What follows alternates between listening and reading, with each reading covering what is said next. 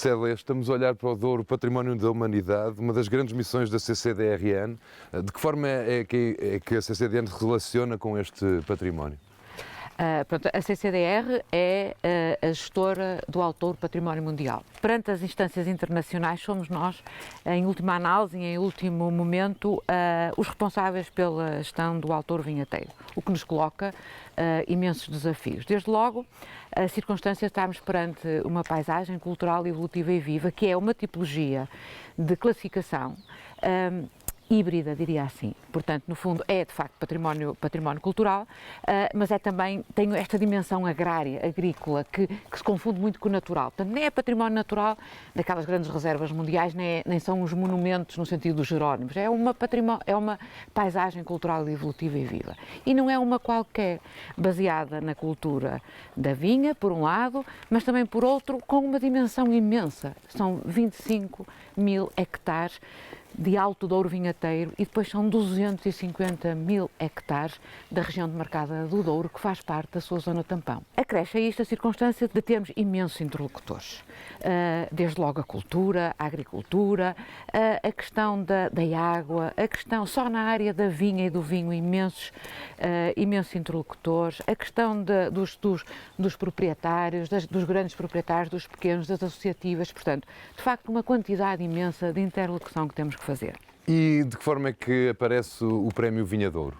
O Prémio Vinha Douro, eu dizia que era incontornável, isso. É exatamente isso. Portanto, nós o que temos é que assinalar a importância das pessoas, dos proprietários agrícolas, os grandes e os pequenos, para a construção deste património. É uma obra coletiva, é uma obra anónima, não sabemos quem fez, não é como as obras arquitetónicas, mas no fundo são essas pessoas que vivem no Douro, que fazem esta paisagem e que daí têm que retirar os seus rendimentos, porque nós queremos um Douro forte, um Douro que aposta na inovação, um Douro que aposta na exportação e tem que retirar dividendos para as pessoas que constroem esta paisagem.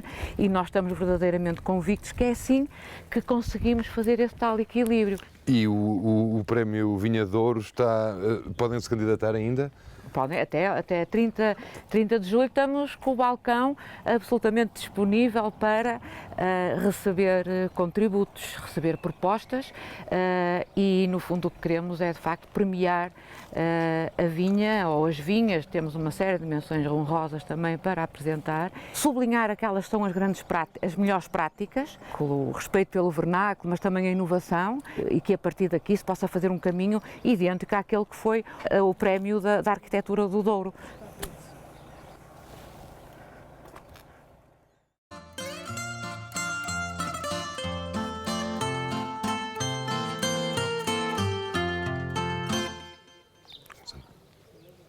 Laura, estamos em Prevozende, uma aldeia vinheteira, um símbolo da cultura vitivinícola douriense.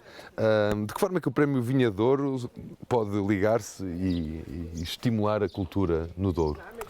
O que eu acho interessante aqui no prémio é que ele vai apontar para paisagem agrária, para a utilização da terra e nós habitualmente associamos sempre a ideia de paisagem cultural a uma dimensão mais estética e mais artística e mais cultural.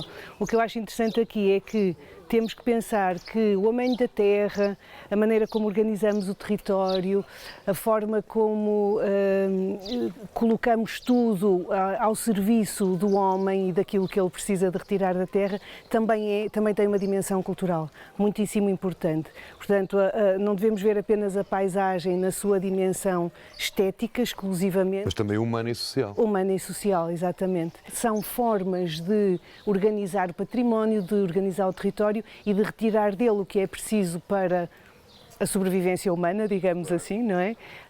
Que também tem que ser valorizado como cultura. Penso que esta relação é talvez das mais interessantes que podemos estabelecer, porque nós estamos mais habituados a falar da questão do património pensando em monumentos, pensando em sítios muito específicos, obras de arte, edifícios, e aqui o que temos é um desafio enorme, que é a preservação de uma paisagem que é habitada, onde as pessoas vivem e, portanto, a preservação e a manutenção têm que conviver forçosamente com a evolução e os modos de vida que também não param, não é? Essa combinação é talvez o desafio mais interessante nesta grande paisagem cultural que é o Alto Douro Vinheteiro. É um equilíbrio sempre difícil, mas muito interessante. Nós temos um património secular, milenar até talvez, e os próximos milénios? Há esperança?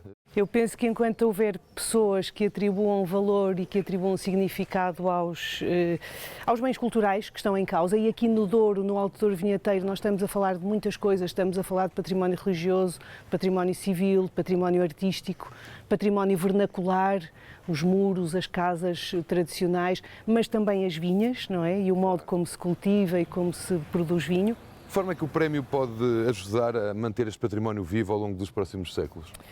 Eu penso que é uma ajuda enorme chamar a atenção para boas práticas, que é o que aqui está em causa, e isso ajuda a reforçar o orgulho das pessoas, o sentimento de pertença, é um reconhecimento pela maneira como trabalham neste território e como tiram partido dele, e portanto eu julgo que é um instrumento fundamental também para a preservação do património.